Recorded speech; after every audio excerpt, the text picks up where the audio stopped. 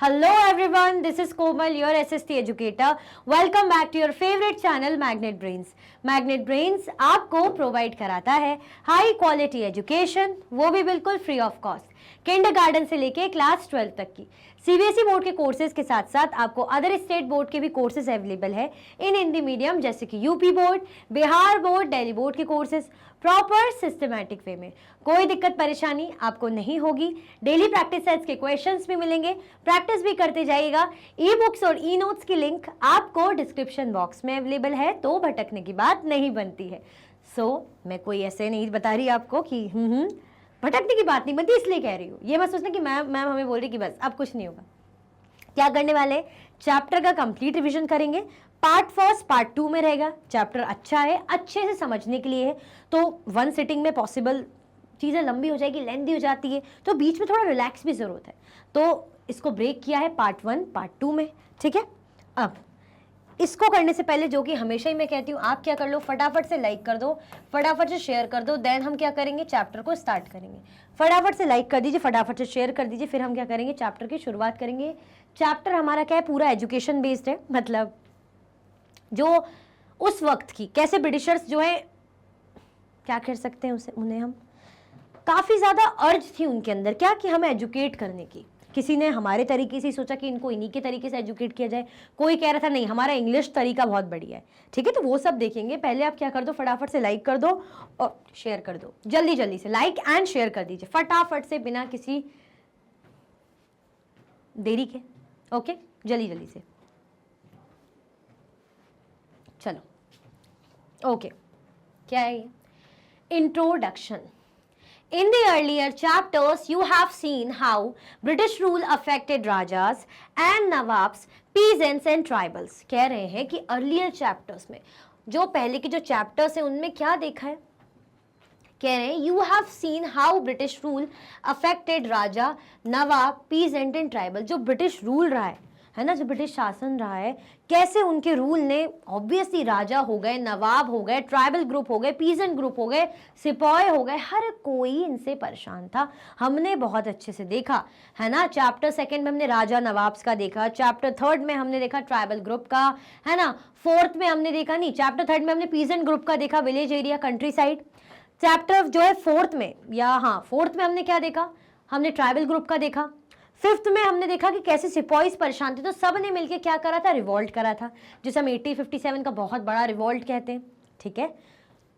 क्यों करा था, ऑब्वियसली परेशान किया था, तंग कर दिया था इन्होंने, तंग, बिल्कुल आतंक मचा दिया था, ठीक है। चलो, अब जो करा सो करा, क्या कर सकते हैं, पढ़ना तो पड़ेगा और अच्छा भी लगता है, पता भी चलना चाहिए कि पूरे पुराने लोगों ने कितना स्ट्रगल करा है। जो आज जो आज़ादी हम इंजॉय कर रहे हैं, जिसको कई बार तो हम उसकी रिस्पेक्ट नहीं करते, कि हम बोलते ना कि अरे क्या है करेंगे आज़ादी करके, नहीं, कितना पहले उन लोग कैसा सहते थे, तो आज हम कितने आज़ाद हैं, तो we are very lucky for that. Okay, in this chapter we will try and understand what implication it had for the lives of the student. अब इस चैप्टर में हम स्टूडेंट्स की लाइफ को के बारे में देखेंगे। मतलब ऐसा नहीं देखेंगे कि स्टूडेंट्स क्या करते क्या नहीं, इतना नहीं, लेकिन स्टूडेंट्स की लाइफ में क्या इम्पैक्ट पड़ा वो हम देखेंगे। ऑब्वियसली स्टूडेंट की लाइफ में इम्पैक्ट पड़ेगा, क्योंकि बात यहाँ एजुकेटिंग की आ गई ना, एजुकेशन की आ गई, ये एजुकेशन वाली बात आ गई, तो इसको तो हम क्या करेंगे, डेफिनेटली इसको हम देखेंगे कि क्या इनका जो इम्पैक्ट रहा किस पर, स्टूडेंट्स की लाइफ में, ये हम देखेंगे। Clear. For the British in India wanted not only territorial conquest and control over revenues, they also felt that they had a cultural mission. They had to civilize the natives, change their customs and values. अब जो Britishers थे India में, वो क्या चाहते थे, सिर्फ territorial conquest नहीं चाहते थे और कंट्रोल नहीं चाहते थे रेवेन्यूज में। मतलब वो सिर्फ यही नहीं चाह रहे थे कि टेरिटरी हमारी बन जाए ज़्यादा से ज़्यादा, है ना, या हम रेवेन्यू जनरेट कर लें। सिर्फ इनका यही नहीं था, ये चाह रहे थे जो इंडियन से उनको क्या कर सकें, उनको सिविलाइज कर सके। कल्चरल मिशन पे थे, क्या करना चाहते थे, इंडिया को, इंडियंस को सिविलाइज करना चाहते थे, ठीक है। Change their custom and values, custom और वैल्यूज में बदलाव करना चाहते थे, चेंजेस करना चाहते थे, कि पहले जैसा ये जो कर रहे हैं, जो इनका टेस्ट है, जो इनका कल्चर है, जो इनका बोलचाल है, जो ये पढ़ रहे हैं, जो इनके टेक्स्ट हैं, जो भी चीज़ें हैं, इन सबको क्या करना पड़ेगा, बदलना पड़ेगा, इनको बेसिकली सिविलाइज करना पड़ेगा। क्यों, क्योंकि अभी तो इनके हिसाब से हम सिविलाइज हैं ही नहीं।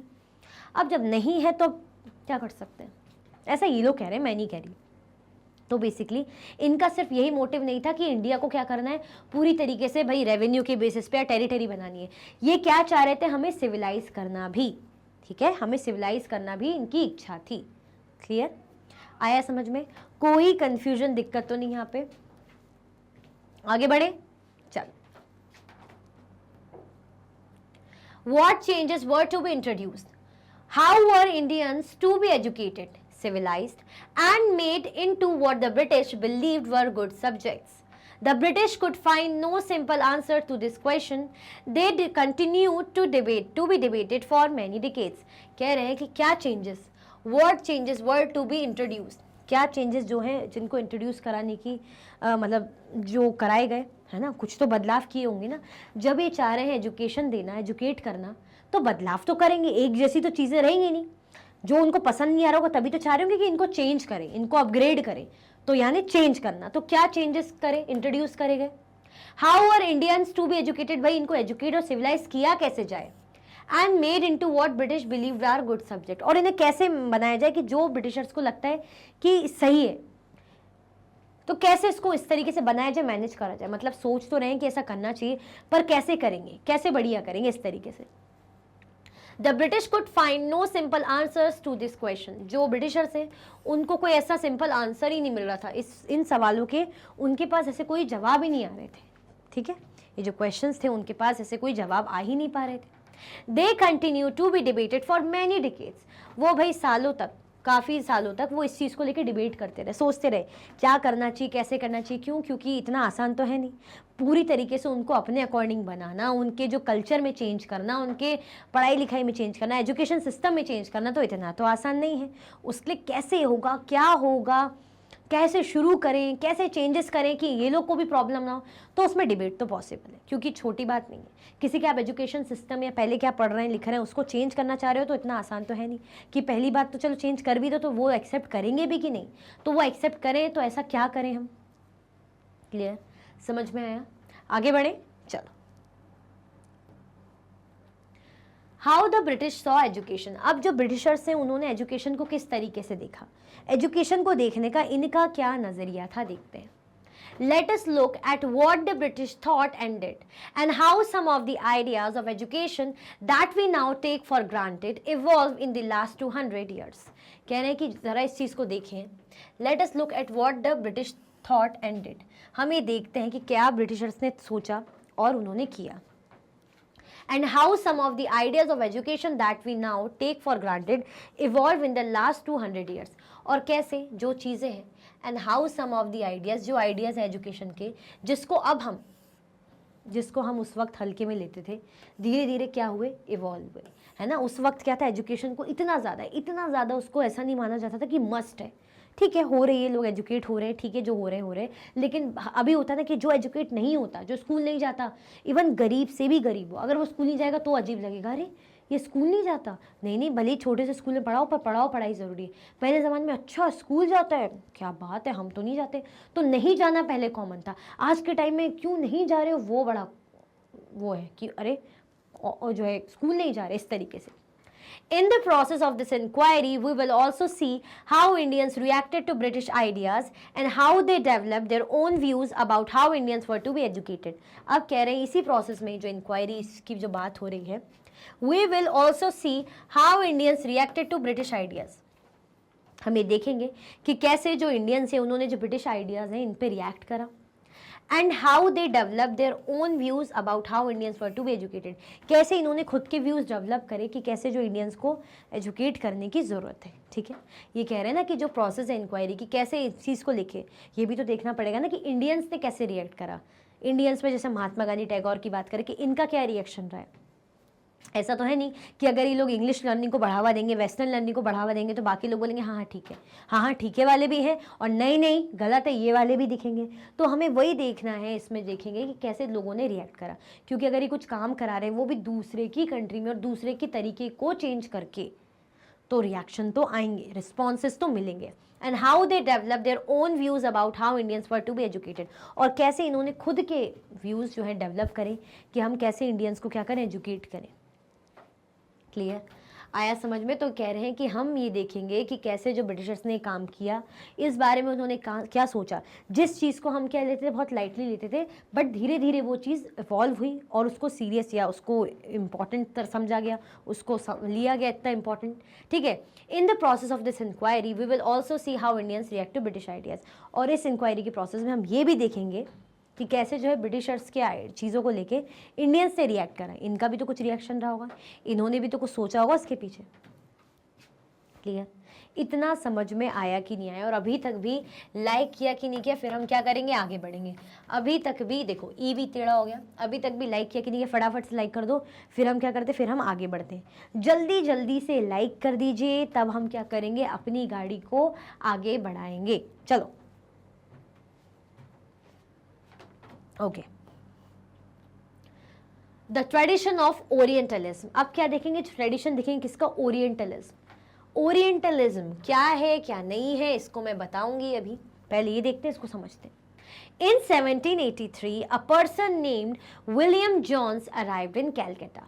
1783 का वो समा, वो इरा, चलो कोई मूवी नहीं चल रही है, 1783 का वो टाइम, वो पीरियड, जब एक पर्सन, कौन, क्या नाम है इस पर्सन का, विलियम जॉन्स, जो एक इंसान विलियम जॉन्स क्या हुआ, अराइव हुआ, कहाँ, कैलकाटा में। कहाँ आया ये पर्सन, कैलकाटा में आया। He had an appointment as a junior judge at the Supreme Court that the company had set up. अब इनका अपॉइंटमेंट हुआ, कैसे, क्या इनको अपॉइंट करा, क्या बनाया गया इन्हें, जूनियर जज। जूनियर जज इन्हें बनाया गया किसका, सुप्रीम कोर्ट का। That the company had setup, जो कंपनी ने सेटअप किया था, ठीक है, वहाँ का इन्हें क्या बनाया गया, वहाँ का इन्हें जज बनाया गया, जहाँ पे कंपनी ने, मतलब जूनियर जज बनाए कंपनी ने सेट कर। In addition to being an expert in law, Jones was a linguistic. अब बात करें, in addition to being an expert in law, ये क्या थे, लॉ में एक्सपर्ट थे। Jones was a linguistic. Law में एक्सपर्ट होंगे, ऑब्वियसली लॉ में एक्सपर्ट होंगे, क्यों, जब जूनियर जज के लेवल पे, जूनियर ही सही लेकिन जज के लेवल पे आप आ रहे हैं, अपॉइंट हो रहे हैं, तो यानी कानून वानून का तो आपको अच्छा नॉलेज होगा। लेकिन ये लिंग्विस्ट भी थे। अब ये लिंग्विस्ट क्या होता है, लिंग्विस्ट, इसको देखते हैं, यहाँ पे लिखा है भाई, someone who knows and studies several languages। ऐसा इंसान जो जानता है और जो पढ़ता है, स्टडी करता है several languages, बहुत तरह तरह की लैंग्वेजेस। क्लियर आया समझ में? तो हमने क्या देखा, हमारा जो टॉपिक है अभी कि ब्रिटिशर्स ने एजुकेशन को कैसे देखा, तो ओरिएंटलिस्ट का जो ट्रेडिशन है पहले उसको देखेंगे। ओरिएंटलिज्म क्या है वो मैं बताऊंगी अभी। किसकी बात हुई, हमने देखा किसकी एंट्री हुई, 1783 में विलियम जॉन्स की एंट्री हुई कैलकाटा में, जो क्या थे, जूनियर जज एज अपॉइंट हुए थे, लेकिन वो साथ में लिंग्विस्ट भी थे। लिंग्विस्ट मतलब उनको अदर लैंग्वेज को सीखना, जो स्टडी करते थे, और नॉलेज भी था। He had studied Greek and Latin at Oxford, knew French and English, had picked up Arabic from a friend and had also learned Persian. अब उनको क्या क्या पता था, क्या क्या लैंग्वेजेस का उनको नॉलेज था। He had studied Greek and Latin at Oxford. Oxford में उन्होंने क्या करा, ग्रीक और लैटिन उन्होंने पढ़ी, ये लैंग्वेज उन्हें आती थी। फ्रेंच और इंग्लिश उन्हें पता थी, ठीक है। उन्होंने अरेबिक जो है फ्रेंड से सीख ली, और and had also learn Persian, Persian भी सीखी। दैट मीन्स आप समझ रहे हैं कितनी अलग अलग टाइप की लैंग्वेजेस ये जानते हैं, सीखी और समझी। क्लियर आया समझ में? किसकी बात हो रही है, ये विलियम जॉन्स की बात हो रही है, ठीक है। ये क्या करे, पर्शियन जो है सीख रहे हैं, विलियम जॉन्स लर्निंग पर्शियन, इनसे पर्शियन सीख रहे हैं। कितने रिलैक्स होके बैठे कि हाँ ये भी मैं सीख ही लूँगा, जब बाकी कुछ भी आता है तो आराम से एक हाथ से लिख ले, बढ़िया रिलैक्स होके बैठे हैं, है ना। उनका पोस्चर देखो कितना ज़्यादा रिलैक्स्ड है। क्लियर, इतना समझ में आया, आगे बढ़े, चलो। At Calcutta, he began spending many hours a day with pandits who taught him the subtleties of Sanskrit language, grammar and poetry. जो हम बात करें कैलकाटा में, उन्होंने अपना टाइम, है ना, बिताना शुरू कर दिया। जो बहुत से जो टाइम है उनका, जैसे जो काम कर रहे हैं वो तो कर रहे हैं, लेकिन बाकी टाइम जो है वो अपना किसके साथ बिताते थे, पंडित लोगों के साथ, है ना। पंडित लोगों के साथ क्या करते थे, वहाँ पे जो पंडित लोग उन्हें संस्कृत लैंग्वेज, ग्रामर, पोइट्री सिखाते थे। ये उनसे मतलब अपने जो बाकी के टाइम में, घंटों में उनसे काम सीखते थे, मतलब ये लैंग्वेजेस सीखते थे, ठीक है। शौक था और उनको जो है इंटरेस्ट भी था। Soon he was studying ancient Indian texts on law, philosophy, religion, politics, morality, arithmetic, medicine and other sciences. Soon, अब उन्होंने क्या स्टार्ट करा, एंशियंट इंडियन टेक्स्ट, जो लॉ पर बेस्ड जो एंशियंट इंडियन टेक्स्ट है उसको पढ़ा, फिलॉसफी, रिलीजन, पॉलिटिक्स और मोरालिटी, अर्थमेटिक और मेडिसिन और अदर साइंस, ये सब इन्होंने पढ़ी। मतलब काफ़ी इनको, मतलब ये समझ लीजिए टैलेंटेड ही कहेंगे भाई, इतना सारा नॉलेज, इतना सारा इंटरेस्ट इन्हें। क्लियर आया समझ में? तो उन्होंने धीरे धीरे क्या स्टडी बनाना स्टार्ट करा, उन्होंने जो एंशियंट इंडियन टेक्स्ट की हम बात करें तो उन्होंने लॉ से related philosophy, religion, politics, morality, arithmetic, medicine और अदर साइंस, ये सब इन्होंने पढ़ी। Jones discovered that his interests were shared by many British officials living in Calcutta at the time. जो जॉन्स है उन्होंने डिस्कवर करा, ये देखा कि जो इनको इंटरेस्ट है, जैसा उन्हें इंटरेस्ट है ना अलग अलग चीज़ें इंडियंस के बारे में, उनके एंशियंट टेक्स्ट को जानना, उनके लॉ को जानना, उनके कस्टम ट्रेडिशन, उनकी लैंग्वेजेस, ये सब जानना, तो उनने देखा कि यही सेम इंटरेस्ट बाकी जो ऑफिशियल्स हैं उनको भी इंटरेस्ट है इस चीज़ में, जैसा मुझे है ऐसे बाकी लोगों को भी सेम इंटरेस्ट है। तो उन्हें पता चली ये चीज़, उन्हें बाद में पता चली। क्लियर? चलो, Englishmen like Henry Thomas Colebrook and Nathaniel Hallhead were also busy discovering the ancient Indian heritage, mastering Indian languages and translating Sanskrit and Persian work into English. जैसे दूसरे कौन, किसकी बात हो रही है? जैसे हम बात करें हेनरी थॉमस कोलब्रुक की, ठीक है, and Nathaniel Hallhead were also busy discovering the ancient Indian heritage, mastering Indian languages and translating Sanskrit and Persian work into English. जैसे जो बाकी जो थे वो क्या कर रहे थे, मास्टरी ले रहे थे, किस चीज़ में?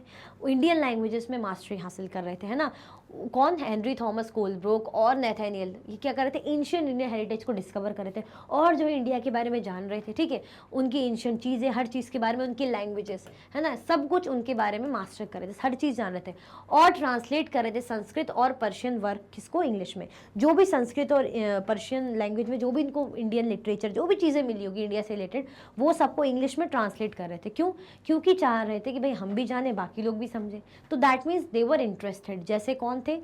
विलियम जॉन्स, ऐसे ही सेम ये भी थे। तो विलियम जॉन्स को लगा कि मेरी तरह ये भी है भाई, जैसा मैं चाह रहा हूँ, जैसा मैं कर रहा हूँ, है ना, इंडियन लॉ, टेक्स्ट, हर चीज़ को पढ़ रहा हूँ, फिलॉसफी वगैरह, कल्चर, ऐसे ये लोग भी इंटरेस्ट दिखा रहे हैं। क्लियर आया समझ में? Together with them, John set up the Asiatic Society of Bengal and started a journal called Asiatic Researches. इनके साथ मिलके जॉन्स ने क्या सेटअप करी? Asiatic society. क्या सेटअप करी जॉन्स ने? जॉन्स ने सेटअप करी एशियाटिक सोसाइटी। कहाँ पे? बंगाल में। And stated a journal called Asiatic researches, और स्टार्टेड, एक जर्नल स्टार्ट करा उन्होंने, क्या नाम दिया जिसको? Asiatic researches. Johns and Colebrook came to represent a particular attitude towards India. Johns और Colebrook इनका क्या रहा? इंडिया के लिए एक सेम, एक पर्टिकुलर, एक सेम एटीट्यूड रहा, है ना। दोनों की जो बोलते हैं सोच, विजन इंडिया के लिए क्या रही? लगभग सेम रही, पर्टिकुलर रही। क्लियर आया समझ में? क्यों? क्योंकि हमने देखा जैसे जॉन को इंटरेस्ट था इंडिया के लिटरेचर, लॉ वगैरह सब चीज़ के बारे में जानने का, सेम ये भी इंटरेस्ट दिखा रहे थे। तो इन्होंने क्या डेवलप करी, क्या सेटअप करी? एशियाटिक सोसाइटी, जिसको क्या स्टार्ट करा, जो जर्नल, जिसका क्या नाम दिया? Asiatic researches. क्लियर आया समझ में? और जोन्स और कोलब्रुक की बात करें तो came to represent particular attitude towards India. India के लिए उनका एक पर्टिकुलर एटीट्यूड था, दोनों का ही। क्लियर? ये कौन है? ये हेनरी थॉमस कोलब्रुक है। He was a scholar of Sanskrit. ये कौन है? संस्कृत के स्कॉलर है। कौन है? संस्कृत के स्कॉलर है। And ancient sacred writings of Hinduism, और हिंदुइज्म के एंशियंट सेक्रेड राइटिंग्स के भी। किसकी बात हो रही है? Henry Thomas Colebrook. आया समझ में? कोई कंफ्यूजन, दिक्कत तो नहीं? दैट मीन्स ये लोग क्या करें? Indian languages, Indian law, Indian text, इन सब में क्या दिखा रहे हैं? इंटरेस्ट दिखा रहे हैं। आया समझ में? आगे बढ़े, चलो। They shared a deep respect for ancient cultures both of India and the West. अब ये दोनों, ये लोग की बात करें तो इन लोगों को दोनों, चाहे इंडिया हो गया चाहे वेस्ट का कल्चर हो गया। वेस्ट का कल्चर किसकी बात हो रही है? यानी खुद का। हम ये देखें, जैसे बता भी चुकी हूँ कई बार, ग्लोब को ऐसे इस तरीके से, तो हम ये देखते हैं एशिया इस तरफ से आ जाता है, इतना भी नहीं, यहाँ पे ऐसे एशिया है, तो एशिया की साइड में यहाँ पे यूरोप है, इस तरीके से, ठीक है। एशिया की साइड में यहाँ पे ऐसे यूरोप है इस तरफ। हम ये देखेंगे नॉर्थ है, ये ईस्ट है, ये वेस्ट है और ये साउथ है, इस तरीके से। ऐसे ही है ना, कुछ अलग तो नहीं, यही है ना। अब यहाँ इसको क्या बोल रहे हैं? इसको क्या बोल रहे हैं यहाँ पे? ये इनके लिए इस साइड, ईस्ट साइड पड़ जाएगा, यानी एशिया इस साइड पड़ जाएगा, ईस्ट साइड पड़ जाएगा, ठीक है। और ये यूरोप है, एशिया और यूरोप इस साइड पड़ जाएगा। तो इनके लिए क्या है, ये किस साइड ईस्ट है, और हमारे लिए हम क्या बोलते हैं, वेस्ट है। तो इसीलिए कह रहे हैं कि वेस्ट, किस चीज़ की बात हो रही है, ये ईस्ट नहीं लिखा है, यूरोप के लिए ई लिखा है, ठीक है। They shared a deep respect for ancient cultures both of India and west. उनका जो है एंशियंट कल्चर को लेके, चाहे वो वेस्ट की हो यानी यूरोपियन, या हम इंडियन की बात करें, क्या था, रिस्पेक्ट थी, ठीक है। दोनों की कल्चर के लिए क्या थी, डीप रिस्पेक्ट थी। Indian civilisation they felt had attained its glory in the ancient past but had subsequently decline. इनको क्या लगता था, जो इंडिया की जो ग्लोरी है ना, इंडिया कब फ्लोरिश हुआ था, जब इंडिया एंशियंट हिस्ट्री के टाइम की बात है, मतलब बहुत पुराने वक्त पे, एंशियंट अगर टाइम लाइन की बात करें इंडिया की, तब इंडिया ने अच्छा खासा चीज़ों को, मतलब इंडिया क्या होता, ग्लोरीफाइड हुआ था, फ्लोरिश हुआ था। बाद में धीरे धीरे क्या हो गया, डिक्लाइन हो गया। हम बोलते ना कि एक टाइम है जब ये कंट्री बड़े अपने पीक पे थी, बहुत ग्रो कर रही थी, हम बोलते हैं जो एक्टर है बड़ा ग्रो कर रहा है अपने पीक पे, अब डाउनफॉल है। तो ऐसे ही भाई एक टाइम पे, कब, एंशियंट पास्ट में इन्होंने अच्छा खासा ग्रो करा, ग्लोरीफाइड हुए, फ्लोरिश हुए, बाद में धीरे धीरे डिक्लाइन होने लग गए। In order to understand India, it was necessary to discover the sacred and legal texts that were produced in the ancient period. अब उन्हें ये भी मानते थे वो कि अगर हमें इंडिया को अच्छे से क्या करना है, अगर इंडिया को अच्छे से समझना है, तो अच्छे से समझने के लिए क्या ज़रूरत है, In order to understand India, it was necessary to discover the sacred and legal texts that were produced in the ancient period. ये बहुत ज़रूरी है कि जो sacred और जो लीगल टेक्स्ट हैं वो उनको प्रोड्यूस करने की ज़रूरत है, कहाँ, एंशियंट पीरियड की, ठीक है, that were produce in ancient period. तो उसको क्या करने की ज़रूरत है, उसको समझने की, डिस्कवर करने की ज़रूरत है। मतलब अगर हम इंडिया को जानना चाहते हैं तो इंडिया की किताबों से ही इंडिया के बारे में जानकारी मिलेगी कि पुराने टाइम में क्या होता था, पहले के ज़माने में क्या करते थे, ठीक है। तो इनकी जो किताबें हैं, जो लीगल, जो लॉ वगैरह की जो भी चीज़ें, उसको जब तक पढ़ेंगे नहीं, डिस्कवर नहीं करेंगे, तब तक हम इंडिया के बारे में नहीं जान पाएंगे। और ये क्या चाह रहे थे, इंडिया के बारे में जानना चाह रहे थे, उसको और डीपली समझना चाह रहे थे, क्योंकि इनको रिस्पेक्ट भी थी कि भाई दोनों ही कल्चर की रिस्पेक्ट करते थे।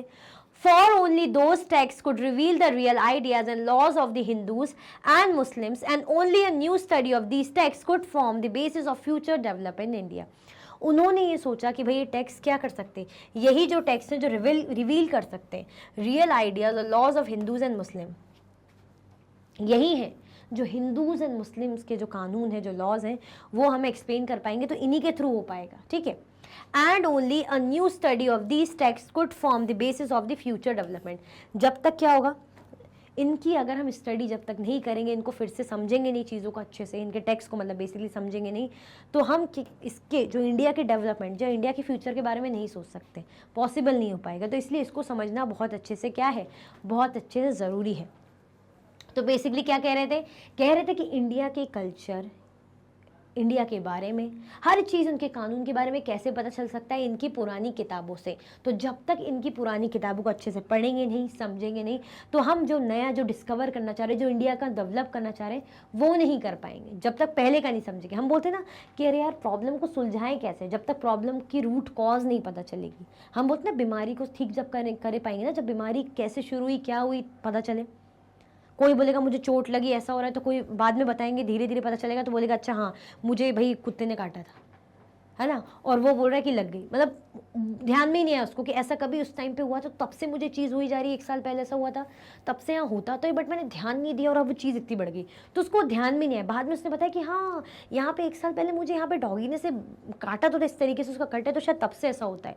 रूट कॉज पता करेंगे, तो पुरानी चीज़ों पर गए, पास्ट में गए, पीछे गए, अब डेवलप करना है, आगे की चीज़ों को सुधारना है, तो पीछे की चीज़ों को पहले समझना पड़ेगा, तब हम आगे की चीज़ों को डेवलप कर पाएंगे, विकसित कर पाएंगे। क्लियर, ये समझ में आया। तो दैट मीन्स ये लोग क्या कर रहे थे, इंटरेस्ट दिखा रहे थे इंडिया की पुरानी टेक्स्ट और चीज़ों को जानने को, समझने को, ताकि तभी जाके न्यू कुछ डेवलपमेंट कर पाएंगे। क्लियर, आया समझ में, आगे बढ़े, चलो।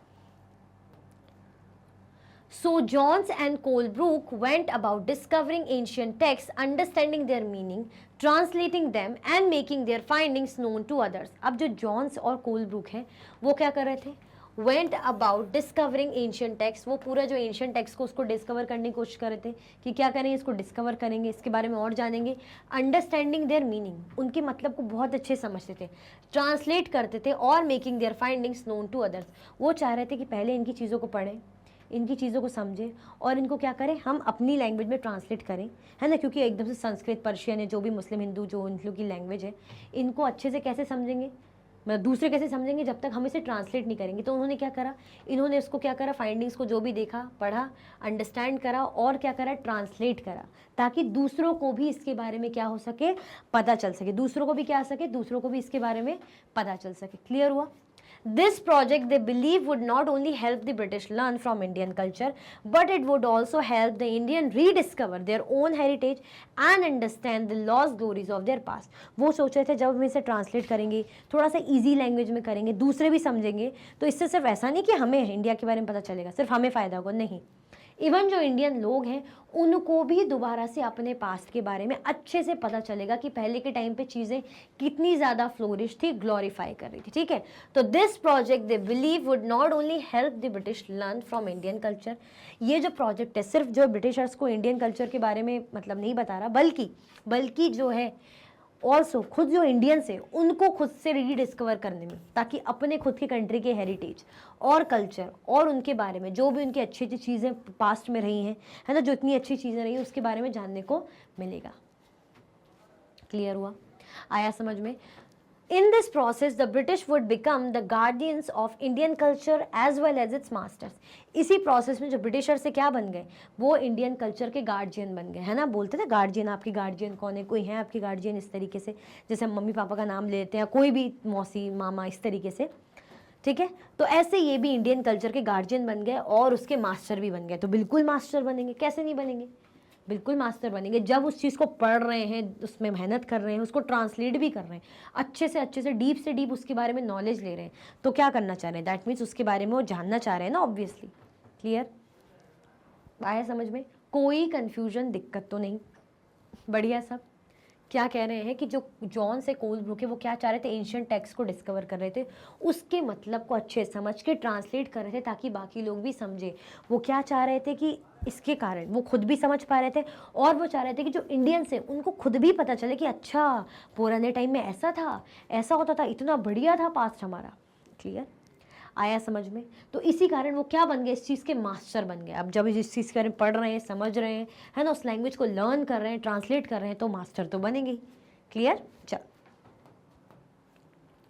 Influenced by such ideas, many company officials argued that British ought to promote Indian rather than Western learning. अब क्या था, इन आइडिया से इन्फ्लुएंस होके, इन आइडिया से प्रभावित होके जो बहुत से कंपनी ऑफिशियल्स थे उन्होंने क्या करा, जो ब्रिटिश को क्या करना चाहिए, ब्रिटिश को जो है प्रमोट करना चाहिए इंडियन लर्निंग को, ना कि वेस्टर्न लर्निंग को। वो कह रहे थे कि ब्रिटिशर्स को इंडियन लर्निंग को प्रमोट करना चाहिए, वेस्टर्न लर्निंग को नहीं करना चाहिए। क्यों? क्योंकि उन्हें जब इंडियन टेक्स्ट पढ़े, है ना, सेक्रेट टेक्स्ट पढ़े, इंडियन हेरिटेज को समझा, तो उन्हें लगा कि ये बढ़िया है, तो उन्होंने सोचा कि वेस्टर्न लर्निंग को ना करके इंडियन लर्निंग को प्रमोट किया जाए।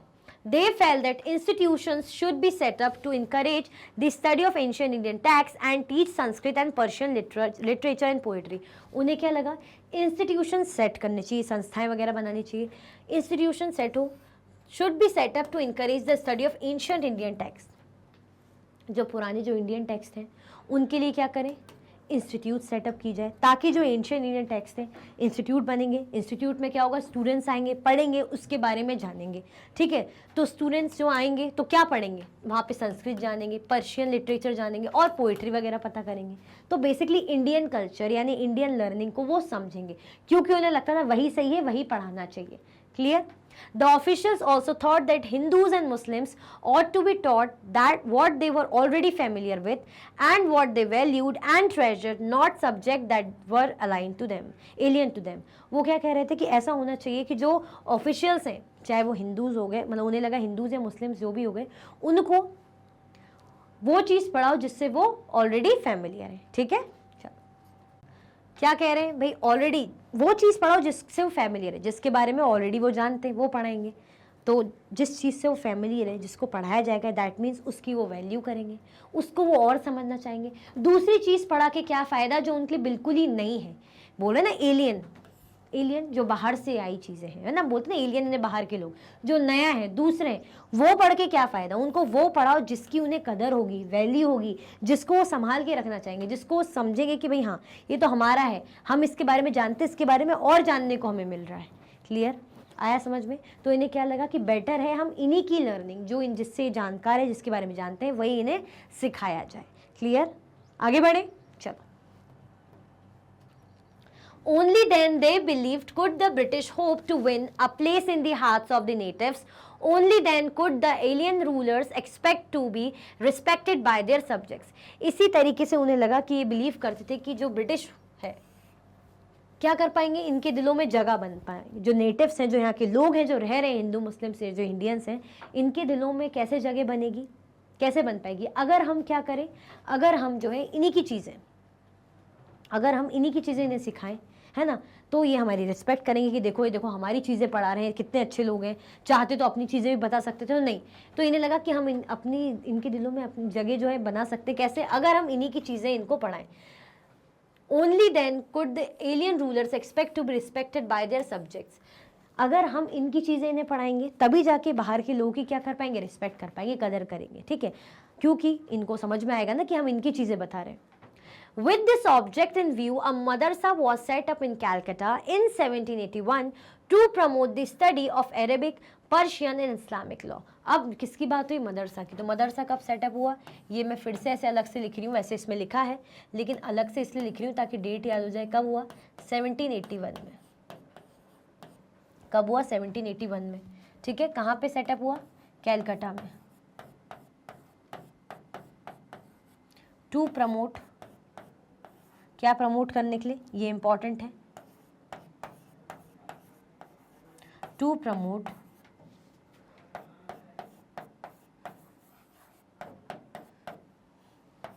अरेबिक,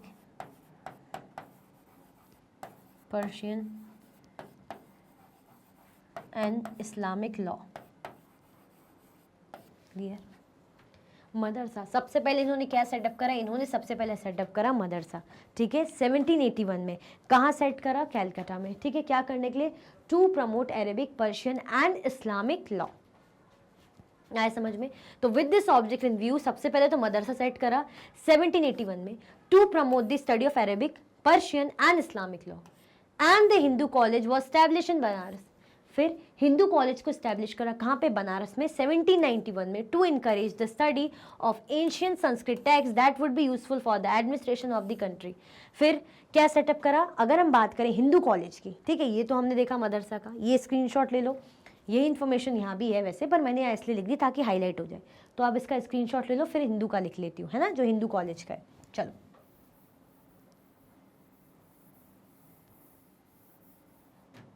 क्या बोल रहे हैं हिंदू कॉलेज के बारे में? इसके बारे में क्या बोल रहे हैं? फिर क्या सेटअप करा? बनारस में हिंदू कॉलेज, ठीक है, हिंदू कॉलेज।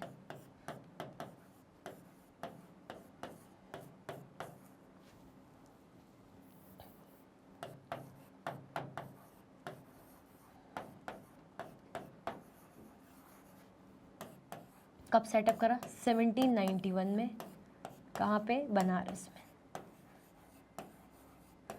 ठीक है। कहाँ सेटअप करा? बनारस में सेटअप करा। क्यों? टू इनकरेज क्या? Ancient Sanskrit text. To encourage किसकी स्टडी?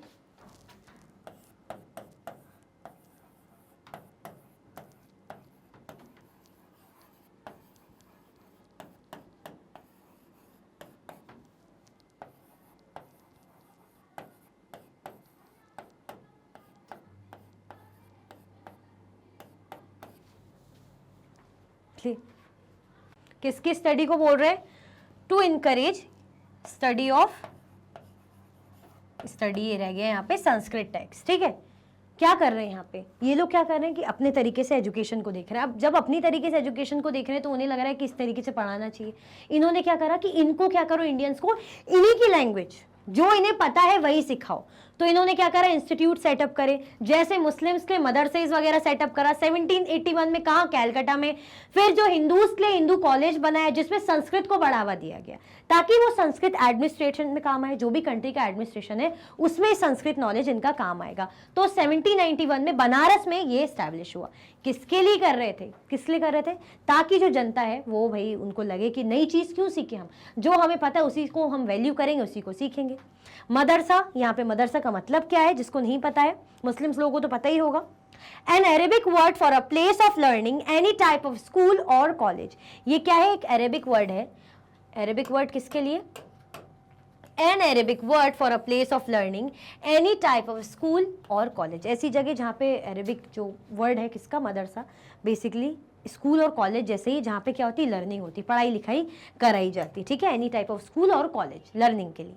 क्लियर? आया समझ में? चलो। Not all officials shared these views. Many were very strong in their criticism of the Orientalists.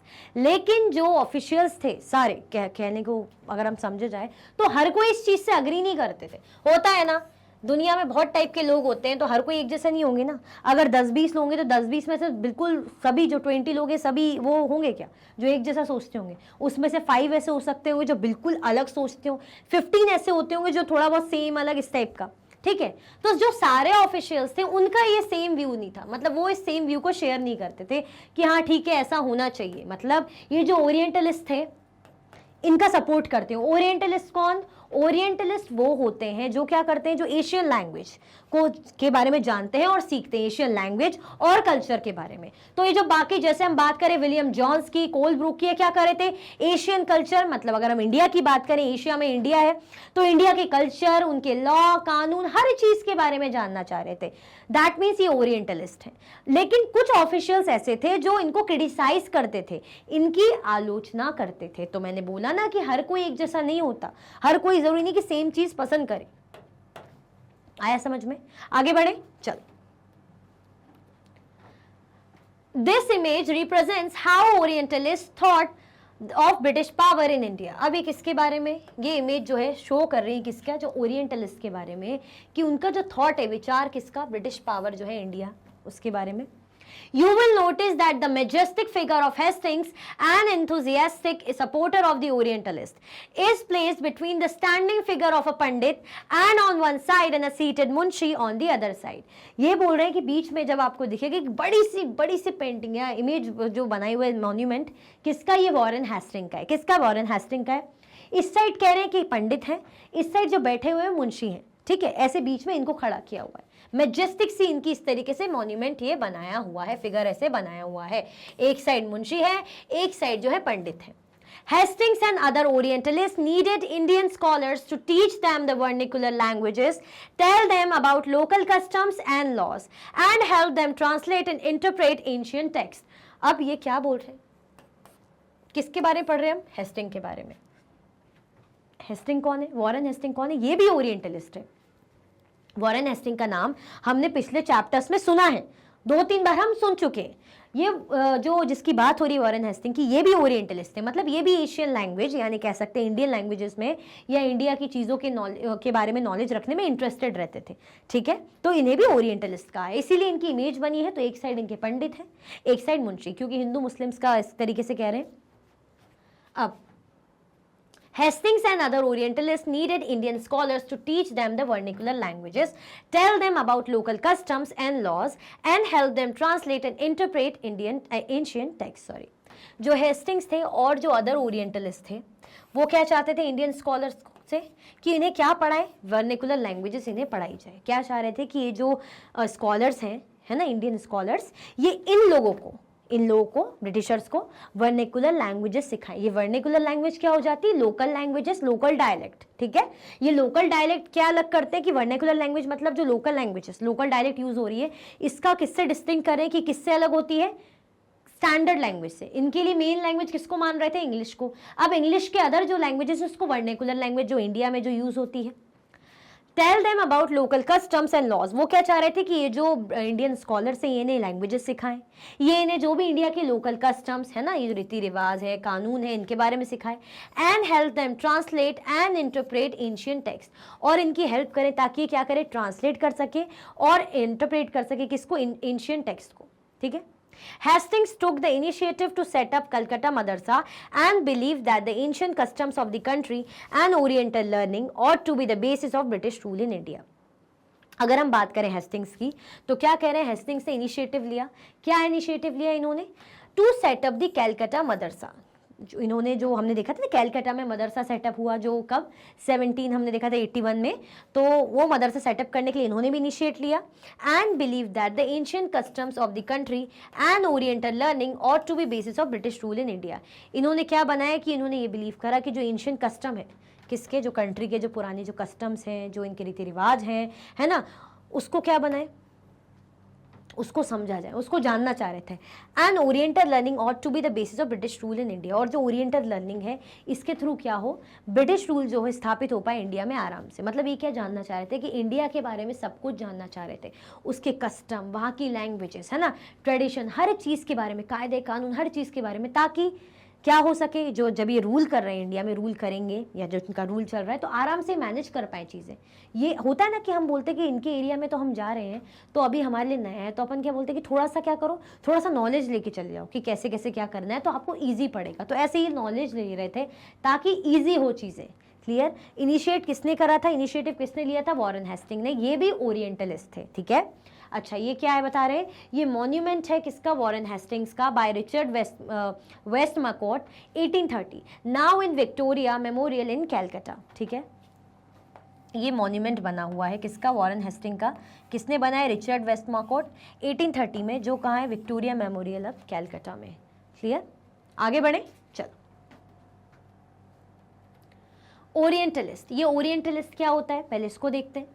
Those with the scholarly knowledge of the language and culture of Asia, वो लोग जिनको क्या है, नॉलेज है। क्या नॉलेज है भाई, those with the scholarly knowledge of the language and ancient culture of Asia, जिनको क्या नॉलेज है, लैंग्वेज और कल्चर, किसके, एशिया के लैंग्वेज और कल्चर के बारे में, उसको ओरिएंटलिस्ट कहते हैं। जैसे कि मैं बता चुकी हूँ, हम जैसे बोल रहे हैं ना कि किसको, कोलब्रूक को क्या कहा हमने, विलियम जॉन्स को कहा हमने, है ना, वॉरेन हेस्टिंग को कहा। दैट मीन्स ये क्या है, ओरिएंटलिस्ट। दैट मीन्स इनको क्या है, नॉलेज है इंडिया के कल्चर और मतलब एशिया के कल्चर और लैंग्वेज का। एशिया के अंदर इंडिया आ रहा है। मुंशी, मुंशी हमने देखा था, Munshi a person who can read, right and teach Persian. हमने देखा था ना अभी लास्ट में इमेज, ये देख रहे थे मॉन्यूमेंट, इस तरफ ये जो है मुंशी है। मुंशी मतलब मुस्लिम्स के लिए, ये पंडित यानी हिंदू के लिए। ठीक है, तो इस तरफ मुंशी, और मुंशी कौन है, a person who can read, right and teach Persian. ऐसा पर्सन, ऐसा इंसान जो पढ़ सकता है, लिख सकता है और पढ़ा सकता है, क्या, Persian. Vernacular, a term generally used to refer to a local language or dialect as distinct from what is seen as standard language. In colonial countries like India, the British used the term to mark the difference between the local languages of everyday use and English, the language of the imperial masters.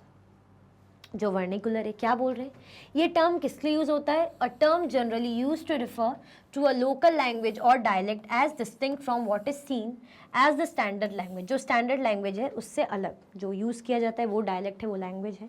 ठीक है, उसको vernacular बोल रहे हैं, जो local जिसको कह रहे हैं। इन colonial countries like India, colonial countries कौन सी होगी, जैसे इंडिया हो गई, तो ब्रिटिश यूज करते थे इस टर्म को to mark the difference between the local languages. वो क्या करते थे, डिफरेंस बताते थे किसके बीच में, लोकल लैंग्वेज जो एवरीडे यूज़ में हो रही है, जो एवरीडे यूज़ की जा रही है, लोकल लैंग्वेज, और English the language of the imperial master, जो किसकी लैंग्वेज है, लैंग्वेज जो है इंपीरियल मास्टर की। मतलब जो लोकल लैंग्वेज, जो लोकल डायलेक्ट, उसको किससे डिफर करके बता रहे हैं, अलग करके बता रहे हैं, जो इंग्लिश लैंग्वेज यानी जो मास्टर्स यूज़ करते हैं। इसीलिए वो दूसरी लैंग्वेजेस को, जो हमारी जो लोकल लैंग्वेजेस को, उसको वर्नैकुलर बोल रहे हैं। तो ओरिएंटलिस्ट, मुंशी, वर्नैकुलर समझ में आया। बार बार ये टर्म ओरिएंटलिस्ट, वर्नाकुलर आ सकता है, तो आई होप आपको अभी अच्छे से समझ में आया होगा। ठीक है, अच्छा, जब समझ में आ गया है तो फटाक से क्या कर दो, फटाक से, अभी भी टाइम है, लाइक का बटन दबा दो और शेयर कर दो। लाइक कर दीजिए और शेयर कर दीजिए, फटाफट से क्या कर दीजिए, लाइक कर दीजिए और शेयर कर दीजिए, जल्दी जल्दी, फिर हम आगे बढ़ते हैं।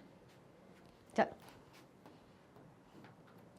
Grave errors of the east. अब ये क्या है, ईस्ट के जो क्या है एरर्स, क्या एरर्स है भाई, क्या गलतियां हैं ईस्ट की, कुछ तो गलतियां होगी, जरा देखें। From the early 19th century, many British officials began to criticize the Orientalist vision of learning. अगर हम बात करें अर्ली 19th सेंचुरी की, तो बहुत से जो ब्रिटिश ऑफिशियल्स थे वो ओरिएंटलिस्ट विजन जो लर्निंग का, उसको क्रिटिसाइज करने लग गए थे। मतलब मैंने बोला ना कि हर कोई एक जैसा नहीं होता, कोई क्रिटिसाइज करता है, कोई साथ देता है। तो ओरिएंटलिस्ट कौन, ओरिएंटलिस्ट हमने अभी देखा था कि वो लोग जो एशिया के कल्चर और लैंग्वेज को जिनका नॉलेज रखते हो, है ना, वो लोग नॉलेज रखते हो, उनको ओरिएंटलिस्ट बोलते हैं। तो जो अदर जो ब्रिटिशर्स थे वो क्या कर रहे थे, जो दूसरे ब्रिटिश ऑफिशियल्स थे वो क्रिटिसाइज कर रहे थे। मतलब जैसे आप बोलोगे कि हमें ये पसंद है, सब बोलोगे हमें पसंद है, तो हम लोग कुछ बोलेंगे कि नहीं ये क्यों पसंद है, ये थोड़ी होना चाहिए, ये क्या तरीका है, इस तरीके से हमारी जो चीज़ है वो पसंद करो, उसका क्या पसंद कर रहे हो, इस तरीके से, ठीक है। तो From the 19th century, many British officials began to criticize the Orientalist vision of learning. बहुत से जो 19th सेंचुरी की बात करें तो बहुत से जो ब्रिटिश ऑफिशियल्स थे वो क्या करने लग गए थे, वो क्रिटिसाइज करने लग गए थे ओरिएंटलिस्ट विजन ऑफ लर्निंग, है ना, जो ओरिएंटलिस्ट का विजन था किसका, लर्निंग का, उसको क्रिटिसाइज करने लग गए थे, है ना, उनको पसंद नहीं आ रहा था तो उसकी आलोचना करते थे। कि वही बोलते होंगे कि देखो ये तो सपोर्ट कर रहे हैं, तो इंडियन लैंग्वेज या इंडियन लर्निंग को सपोर्ट कर रहे हैं, इंडिया की कस्टम्स को सपोर्ट कर रहे हैं, तो क्रिटिसाइज करते होंगे। They said their knowledge of the East was full of errors and unscientific thought. Eastern literature was non-serious and light-hearted. वो ये कहते थे कि जो नॉलेज है किसका, जो ईस्ट का, क्या है, पूरी गलतियों से भरा है, is full of errors and unscientific thought. कैसे थॉट है, उसमें बहुत गलतियां हैं, और थॉट कैसे, विचार उसमें कैसे डाले गए जो अनसाइंटिफिक है, मतलब प्रैक्टिकल नहीं है ना। Eastern literature was non serious and light hearted. जो ईस्टर्न लिटरेचर है वो कैसा है, उसमें कुछ भी ऐसा सीरियसनेस नहीं है, और लाइट हार्टेड मतलब वही कुछ भी ऐसा खास नहीं है उसमें, कुछ ऐसा लगे कि एडवेंचरस है, कुछ भी ऐसा नहीं है, साइंटिफिक नहीं है, सीरियस नहीं है ना, और किसी काम का नहीं, उसमें एरर्स बहुत हैं। ऐसा कौन कह रहे हैं, बाकी जो क्रिटिसाइज कर रहे हैं वो लोग ऐसा कह रहे हैं। ईस्ट किसको कह रहे हैं, हमारे एशिया, हमारे इंडियंस को ईस्ट कह रहे हैं, ईस्ट के लोग कह रहे हैं। जैसे हम उन्हें बोलते हैं वेस्ट के लोग, तो उन्हें, वो हमें ईस्ट के लोग कह रहे हैं। जैसे अगर हम बोले नॉर्थ साइड के लोग ऐसे होते हैं, आपने सुना होगा, हम बोलते साउथ के लोग ऐसे, हम बोलते हैं ना नॉर्थ के लोग ऐसे, साउथ के लोग ऐसे, क्यों बोल रहे हैं भाई नॉर्थ साउथ, साउथ यानी नीचे साइड के, तो ऐसे ईस्ट यानी ईस्ट साइड के। तो इंडिया के जो यूरोप के ईस्ट में क्या एशिया है, तो एशिया में क्या आता है, इंडिया। ऐसे ही हम यूरोप को क्या बोलते हैं, वेस्ट साइड, वेस्ट वाले लोग, यानी वेस्टर्न कल्चर जो हम बोलते हैं, तो यूरोप में क्या यूके है। So they argue that it was wrong on the part of the British to spend so much effort in encouraging the study of Arabic and Sanskrit language and literature. तो उनको क्या लगता था कि ये जो वेस्ट है, ये जो क्या हो रहा है, इन्होंने बोला कि ये जो गलत है, ये जो ब्रिटिशर्स क्या कर रहे हैं, जो खर्चा कर रहे हैं, ये जो इंकरेज कर रहे हैं किसको, अरेबिक को, संस्कृत को, इस लैंग्वेज और इस लिटरेचर को क्या कर रहे हैं, जो इंकरेज कर रहे हैं, कि इसको बढ़ावा दे रहे हैं, है ना, इसको प्रमोट कर रहे हैं, इंस्टीट्यूट खोल रहे हैं, जो भी चीज़ें कर रहे हैं, तो यानी फालतू का है, सब वेस्ट है, मनी वेस्ट कर रहे हैं, पैसा वेस्ट कर रहे हैं। ऐसा कौन कह रहे हैं, ये लोग कह रहे हैं, ठीक है। तो ब्रिटिशर्स क्या कह रहे हैं कि ये रॉन्ग है, गलत है, जो ब्रिटिशर्स क्या कर रहे हैं, जो इतना एफर्ट डाल रहे हैं, है ना, क्या करने में, in encouraging the study of Arabic and Sanskrit language, जो इंस्टीट्यूट खोले हुए हैं, जो पढ़ाया लिखाया जा रहा है अरेबिक या संस्कृत लिटरेचर वगैरह, तो इस पर खर्चा करने का कोई मतलब नहीं, वेस्ट है। क्यों वेस्ट है, क्योंकि इनके हिसाब से नॉन सीरियस है, काम का नहीं है, अनसाइंटिफिक है, ठीक है, एरर्स है, इस तरीके से।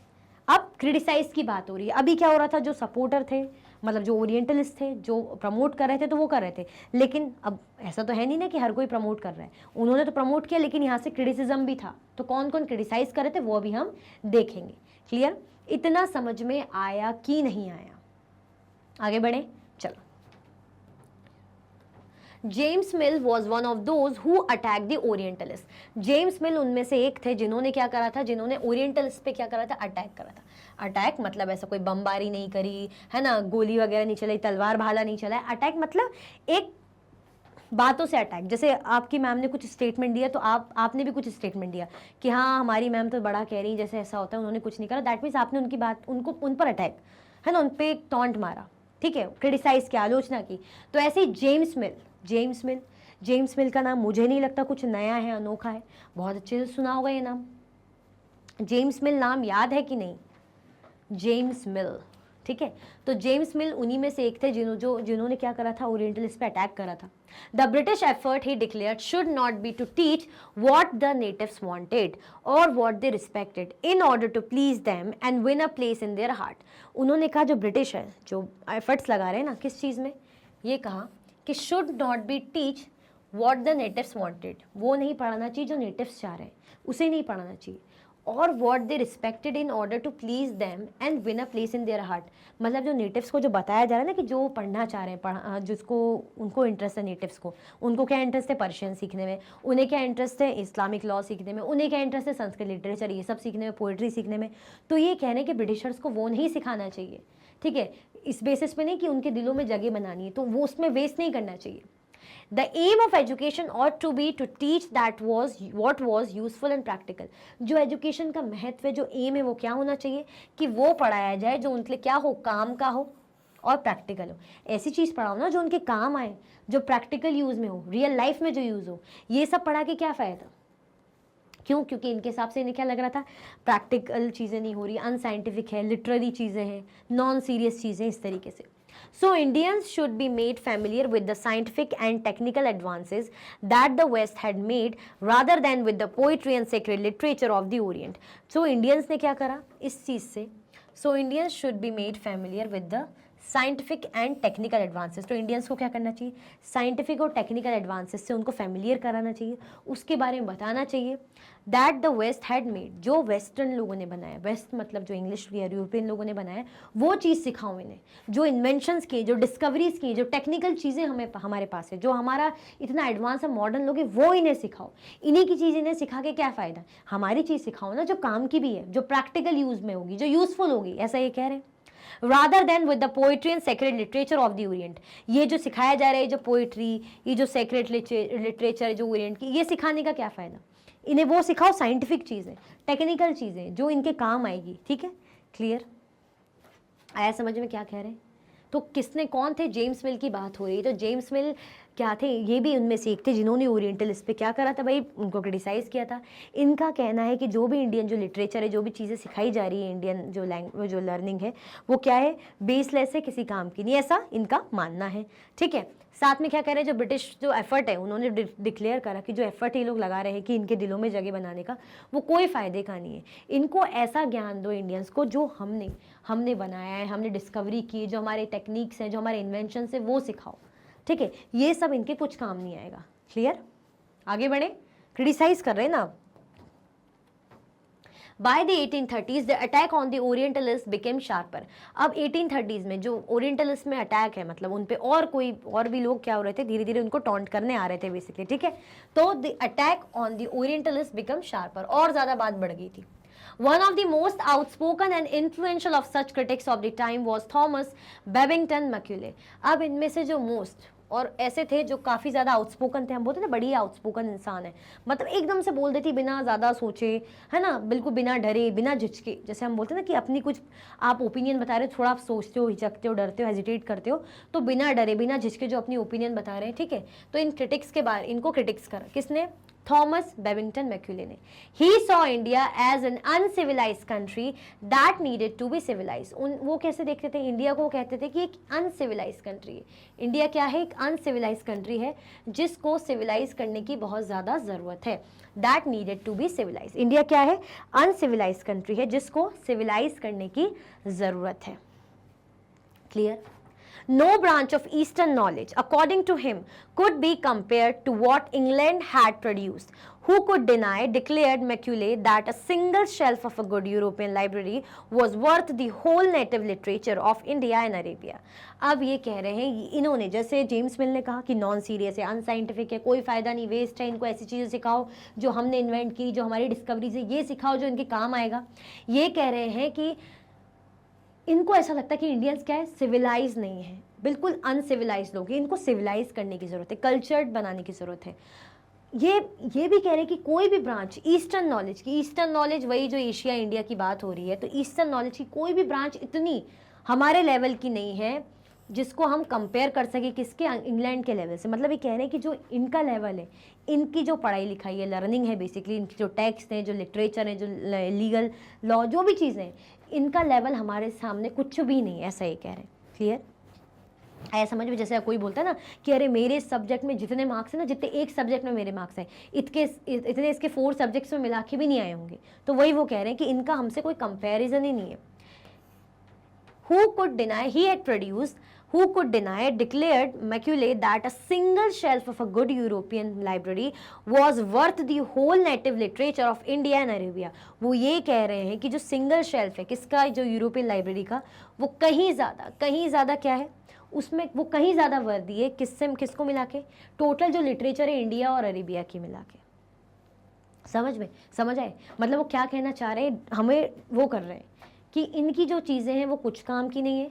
हमारा जो यूरोपियन, अगर एक लाइब्रेरी में हम जाएं, वहाँ पे शेल्फ में जो बुक्स रखी हैं उनके अंदर जितना नॉलेज है उतना नॉलेज है इंडिया और अरेबिया की पूरी लिटरेचर बुक्स मिला के होगा भी नहीं। हमारी बराबरी लोग कर ही नहीं सकते। तो ऐसा ये कह रहे हैं कि no branch of eastern knowledge according to him could be compare to what England had produce, कि जो भी ब्रांच है, कोई भी ऐसी ईस्टर्न ब्रांच जो है इंग्लैंड ने जो प्रोड्यूस करा है उसके कंपैरिजन में कुछ भी नहीं है, हमारी बराबरी कर ही नहीं सकते। ठीक है, क्लियर हुआ, आया समझ में। ये क्या है, कौन है, Thomas Babington Macaulay in his study. ऐसे देख रहे हैं कि मैं सब देख रहा हूँ, मेरे बारे में जो बात हो रही ना सब देख रहा हूँ मैं, जो पढ़ाया जा रहा है ना मेरे बारे में सब नोटिस कर रहा हूँ मैं, ऐसा ये कह रहे हैं, मैं नहीं कह रही। ठीक है, क्लियर हुआ, आया समझ में। चलो, he urged that the British government in India stop wasting public money in promoting Oriental learning, for it was of no practical use। उन्होंने ये भी कहा, ये अर्ज करा कि जो ब्रिटिश गवर्नमेंट है इंडिया में, stop wasting public money in promoting Oriental learning, for it was of no practical use। उन्होंने ये भी कहा कि जो ब्रिटिश गवर्नमेंट जो खर्चा कर रही है ओरिएंटल लर्निंग, मतलब ओरिएंटल लर्निंग हम जो कह रहे हैं, जो मदरसेज बनाए हैं ना, जो भी चीज़ें बनाई हैं है ना, मदरसा वगैरह सेटअप करा है, साथ में जो जो हिंदू कॉलेज सेटअप करा है, तो इसमें क्या है, जो पैसा वेस्ट करी ना गवर्नमेंट, ये किसी काम का नहीं है। बेटर है वो किसी और काम में लाया जाए, प्रैक्टिकल चीज़ों में काम लाया जाए, है ना। इसमें ये जो ओरिएंटल लर्निंग में कोई मतलब का नहीं, क्योंकि इसमें कोई प्रैक्टिकल चीज़ें हो ही नहीं रही, क्या फ़ायदा सिखा के। इन्हीं की चीज़ जो इन्हें पता है, जो कि हमारे सामने कुछ भी नहीं है, हमारे नॉलेज के सामने कुछ भी नहीं है, तो वो सिखा के गवर्नमेंट क्या कर रही है, अपना पैसा वेस्ट कर रही है, ऐसा इन्होंने कहा। With great energy and passion, Macaulay emphasized the need to teach the English language। अब जो मैक्यूले वो क्या चाह रहे थे, क्या सिखाया जाए इन्हें, इंग्लिश लैंग्वेज। वो किसका प्रमोशन चाह रहे थे कि क्या सिखाया जाए, इंग्लिश लैंग्वेज सिखाई जाए। ठीक है, with great energy and passion Macaulay emphasized to teach the English language. वो क्या एम्फेसाइज करते कि क्या सिखाया जाए इन्हें, इंग्लिश लैंग्वेज, है ना। जो सिखाया जा रहा है वो ना सिखा के, इसमें खर्चा ना करके इनको इंग्लिश लैंग्वेज सिखाया जाए, तो वो इनके काम में आएगी, वो बेटर है। ठीक है, he felt that knowledge of English would allow Indians to read some of the finest literature the world had produced। It would make them aware of developments in Western science and philosophy। उन्हें लगा जो knowledge है, ये जो knowledge है, तो English का इन्हें क्या करेगा, इंडियंस को अलाउ करेगा ताकि वो रीड करें some of the finest literature the world had produce, है ना। जो वर्ल्ड ने जो इतनी अच्छी अच्छी चीज़ें प्रोड्यूस करी हैं, जो भी इतनी अच्छी अच्छी किताबें हैं, जो जानकारी की किताबें, जो नॉलेजेबल चीज़ें हैं, अगर इंग्लिश सीखेंगे तो ये सब पढ़ेंगे तो जो इनके काम ही आएगी, ऐसा वो कह रहे थे। ठीक है, it would make them aware of the developments in western science and philosophy, जिसके कारण उन्हें वेस्टर्न कंट्रीज़ में जो डेवलपमेंट हुए, जो उनके साइंस है, जो उनकी फिलोसफी, उसके बारे में इन्हें पता भी चलेगा। तो इनको क्या सिखाया जाए, इंग्लिश सिखाया जाए, वो बेटर है। ये ना करके इनको इंग्लिश सिखाया जाए, जो भाई बाकी जानकारी वगैरह चीज़ों को हासिल करने में कुछ काम भी आएगा, ऐसा मैक्यूले कह रहे हैं। Teaching of English could thus be a way of civilizing people, changing their taste, values and culture।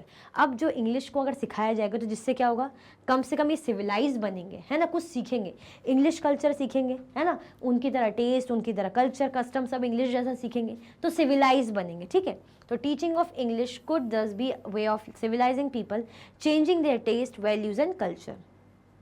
Clear, आया समझ में क्या कह रहे हैं मैक्यूले। वो कह रहे हैं कि जो सिखाया जा रहा है इंडियंस को, है ना, जो इनकी लर्निंग सिखाई जा रही है किसी काम की नहीं है। क्या है, ये लोग अनसिविलाइज लोग हैं, तो इनको सिविलाइज करने की ज़रूरत है। सिविलाइज कैसे होंगे, इंग्लिश सिखाओ, इंग्लिश सिखाएंगे तो ये हमारे यहाँ की चीज़ें पढ़ेंगे, वेस्टर्न साइंस फिलोसफी को पढ़ेंगे, जिससे इन्हें नॉलेज हासिल होगा, है ना, जो उनकी कुछ काम आएगा। ठीक है, साथ में क्या कह रहे हैं कि इंग्लिश कल्चर सीखेंगे, मतलब इंग्लिश सीखेंगे तो इंग्लिश कल्चर भी सीखेंगे, टेस्ट कस्टम सब हमारे जैसा आएगा, तो सिविलाइज बनेंगे। क्लियर, आया समझ में। तो ओरिएंटलिस्ट तो अलग कुछ चाह रहे थे और ये लोग क्या कर रहे थे, क्रिटिसाइज करते, ये लोग इंग्लिश को बढ़ावा देना चाह रहे थे, इंग्लिश कल्चर को बढ़ावा देना चाह रहे थे। क्लियर, क्योंकि हमारा टॉपिक क्या है कि हाउ द ब्रिटिश तो एजुकेशन, तो ब्रिटिशर्स का अपना तरीका क्या है, जैसे इनका कुछ नज़रिया है, उनका कुछ नज़रिया है, बाकी जो कह रहे हैं, जो क्रिटिक्स कर रहे हैं, इंग्लिश को बढ़ावा देना चाह रहे हैं, इंग्लिश पर लर्निंग को, और जो ओरिएंटलिस्ट है वो क्या चाह रहे थे, इंडियन लर्निंग बढ़िया है। क्लियर, इतना समझ में आया कि नहीं आया। चल, Following Macaulay's minute, the English Education Act of 1835 was introduced। अब जब मैक्यूलेज ने बात कही, वो ये बात कह ही रहे थे, जो इंग्लिश एजुकेशन है एक्ट निकला, कौन क्या निकला, इंग्लिश एजुकेशन एक्ट आया 1835 में। कौन सा एक्ट आया, बहुत इंपॉर्टेंट है, इंग्लिश एजुकेशन एक्ट।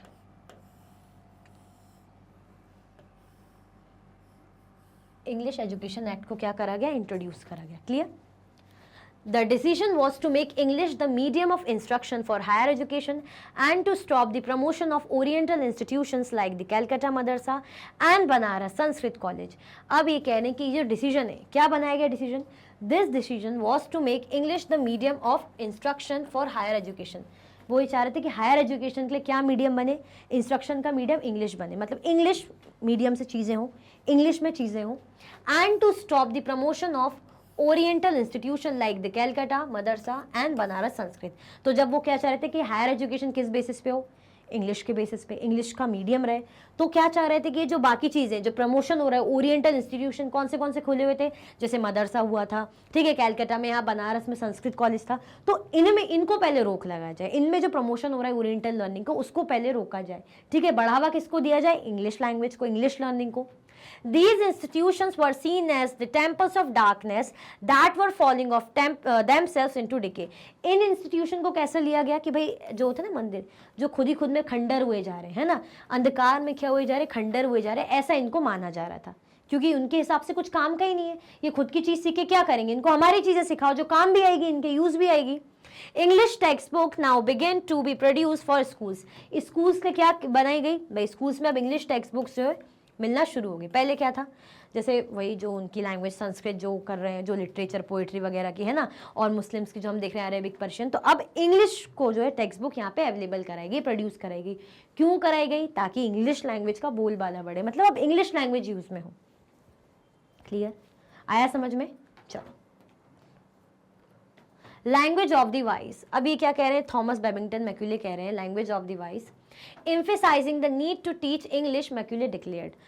अब मैक्यूले क्या कह रहे हैं भाई कि इंग्लिश को इंपॉर्टेंस जो वो दे रहे हैं, क्योंकि इंग्लिश एक्ट इन्हीं के थ्रू आया था। All parties seem to be agreed on one point, that the dialects commonly spoken among the natives of India contain neither literary nor scientific information and are moreover so poor and rude that until they are enriched from some other quarter, it will not be easy to translate any valuable work into them। अब यहाँ पे क्या बात हो रही है, क्या कह रहे हैं, कौन सी बात कह रहे हैं, किसको बढ़ावा देने की बात करें, इंग्लिश लैंग्वेज की। क्योंकि उन्हें वो कह रहे हैं कि जो सारी पार्टी है वो एक पॉइंट पे एग्री हुई। किस पॉइंट पे एग्री हुई? कि ये जो डायलेक्ट्स हैं, that the dialects commonly spoken among the natives, जो नेटिव्स ये डायलेक्ट्स यूज कर रहे हैं, इसमें कोई भी लिटरेरी है ना, नॉट साइंटिफिक इन्फॉर्मेशन है, कुछ भी ऐसी इन्फॉर्मेशन इसमें है नहीं, और ये इतनी पुअर और इतनी रूड है जो किसी खास काम की नहीं है। इसमें ट्रांसलेट कोई भी चीज़ जब तक नहीं कर सकते जब तक इसको अलग तरीके से चेंज ना किया जाए, इसको बढ़ावा ना दिया जाए, मतलब इसमें दूसरी तरीके से चेंजेस ना किए जाए, अदरवाइज ये क्या है, किसी काम की नहीं। तो क्यों काम की नहीं? क्योंकि वही बात है, क्या चाह रहे थे, इंग्लिश लैंग्वेज को बढ़ावा दिया जाए। क्लियर? आया समझ में? चल, एजुकेशन फॉर कॉमर्स। अब क्या बात हो रही है, कॉमर्स की। कॉमर्स जैसे हम तो स्ट्रीम देखते हैं, कॉमर्स, आर्ट्स, बायो वगैरह, तो कॉमर्स मतलब ये वाला अलग कॉमर्स, सब्जेक्ट से रिलेट करके नहीं, ट्रेड से रिलेट करके, है ना, चीज़ों को बाय करना, सेल करना, उससे रिलेट करके। Education for commerce. In 1854, the Court of Directors of the East India Company in London sent an educational dispatch to the Governor General in India। 1854 में जो कोर्ट ऑफ डायरेक्टर्स थे east India company के London में, उन्होंने एक educational dispatch भेजा, किसको? Governor general, India के गवर्नर जनरल को। क्या भेजा?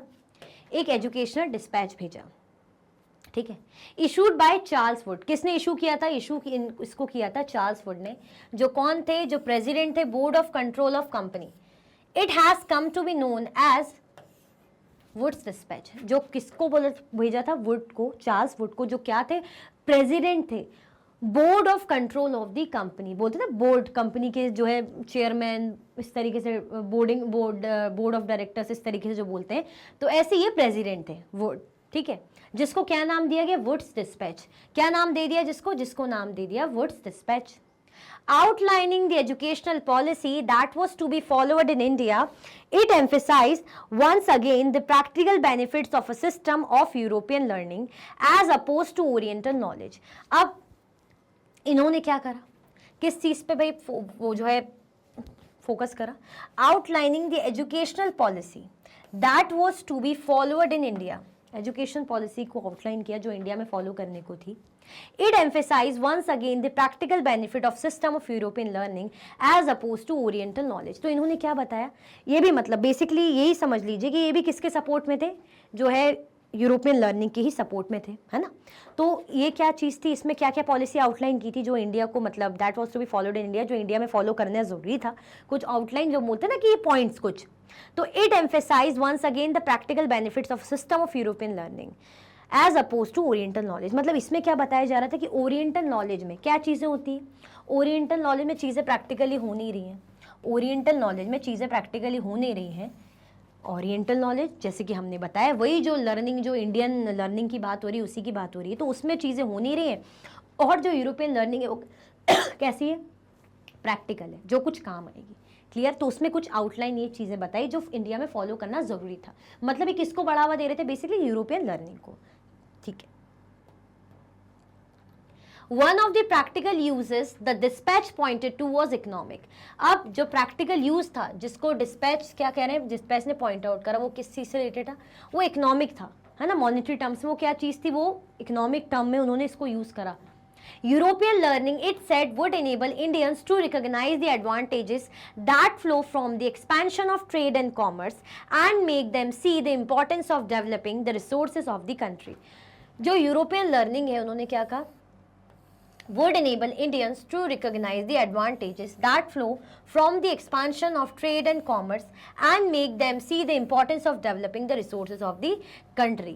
मतलब इनका जो फोकस था किस में था, इकोनॉमिक वे में भी था, पैसा कमाना. पैसा कैसे कमाएंगे, उन्होंने ये सोचा कि जो हम ट्रेड और क्या करें, ट्रेड और कॉमर्स को उसको और एक्सपांड करें, ट्रेड और कॉमर्स को हम क्या करें, एक्सपांड करें. And make them to see the importance of developing resources of the country. और उनको ऐसा दिखे, मतलब जो इंडियंस है उनको ऐसा लगे कि भाई जो क्या है कंट्री में रिसोर्सेज जो है डेवलपमेंट हो रहा है बेसिकली, और ट्रेड एंड कॉमर्स का एक्सपेंशन हो.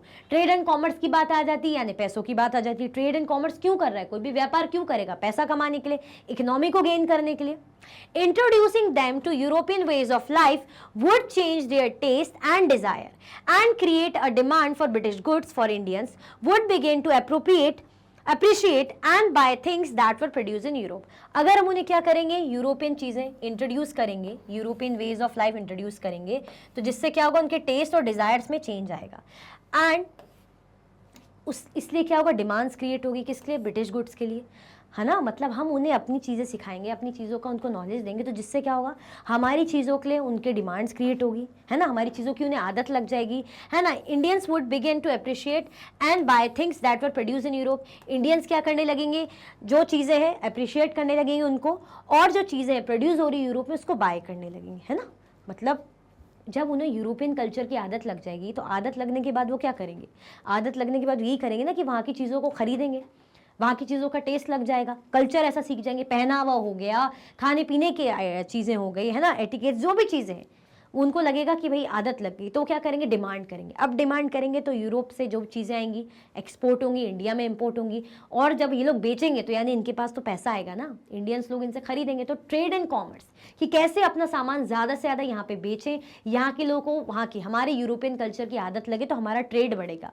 क्लियर. यही चाहता है ना दुकानदार कि मेरा प्रोडक्ट है ना, जो मेरी दुकान से ये लोग ज़्यादा से ज़्यादा चीज़ों की आदत लगे, ज़्यादा से ज़्यादा चीज़ें खरीदें, ताकि भाई मेरी कमाई होगी ना. तो ऐसे ये भी चाह रहे थे कि ज़्यादा से ज़्यादा हमारी यूरोपियन चीज़ें इंडियंस तक पहुँचे, ये लोग खरीदें, ताकि हमारी क्या हो, अर्निंग हो. क्लियर. चलो. Wood's dispatch also argued that European learning would improve the moral character of Indians. उनका ये भी मानना था, क्या मानना था, कि ये जो यूरोपियन लर्निंग है ये क्या करेगी, ये इंप्रूव करेगी मोरल कैरेक्टर ऑफ इंडियंस का क्या करेगी, मोरल कैरेक्टर्स को भी इंप्रूव करेगी. तो ये ज़रूरी है. मोरल कैरेक्टर मतलब हम बोलते हैं ना, ऑनेस्टी सीखना, लॉयल रहना, अच्छी बातें करना, बिहेव करना, है ना, रिस्पेक्ट करना, ओबे करना, तो अच्छी अच्छी चीज़ें लोग सीखेंगे. It would make them truthful and honest, जिससे क्या बनेंगे, सच्चे बनेंगे और ऑनेस्ट बनेंगे. And the supply the company with civil servants who could be trusted and dependent upon. और ये क्या बनेंगे, ऐसे सर्वेंट बनेंगे, ऐसे लोग बनेंगे जिन पर क्या कर सके, जिन पर ट्रस्ट कर सके, ठीक है, जिन पर हम भरोसा कर सके, है ना. ऐसे ही लोग बन जाएंगे कि ट्रूथफुल, सच्चाई का साथ देंगे, जो सच बोलेंगे, जो जिनमें हम ट्रस्ट कर सकते हैं, ऐसे ही लोग बन जाएंगे. The literature of the East was not only full of grave errors, it could also not instill in people a sense of duty and a commitment to work, nor could it develop the skill required for administration. जो literature है क्या? The literature of East was not only full of grave errors. वो कह रहे हैं जो literature है किसका East का was not only full of grave errors. मतलब वो क्या था, इसमें क्या है पूरा, मतलब हर चीज़ से क्या है गलतियां हैं, ऐसा इनको लग रहा था. It could also not instil in people a sense of duty. मतलब अगर जो हम बात करें ईस्ट यानी जो इंडियन लर्निंग की बात करें तो इसमें बहुत सारी गलतियां हैं. अनसाइंटिफिक है, नॉन सीरियस है ना, चीज़ें प्रैक्टिकल है ही नहीं, सीखने को कुछ है ही नहीं. तो साथ साथ और भी क्या चीज़ें इसमें क्या है, जो पीपल में सेंस ऑफ ड्यूटी और कमिटमेंट ऑफ वर्क ये भी नहीं है. ये भी क्या है, डेवलप नहीं कर पा रहे. मतलब ये जो स्किल्स हैं, ये जो भी चीज़ें एडमिनिस्ट्रेशन के लिए इवन ये तक डेवलप नहीं कर पा रहे, तो ये भी इनमें नहीं है. क्लियर आया समझ में? तो क्या कह रहे हैं जो ईस्ट है, क्या कह रहे हैं इससे पूरी तरह से एरर में है, पूरा इसमें एरर है. साथ में कह रहे हैं कि लोगों में सेंस ऑफ ड्यूटी और कमिटमेंट भी नहीं जगा पा रहे, तो उनको जो है स्किल्स जो ज़रूरत है, जिस चीज़ की ईमानदारी, लॉयल्टी, ऑनेस्टी की ज़रूरत है, तो वो भी इनमें नहीं है.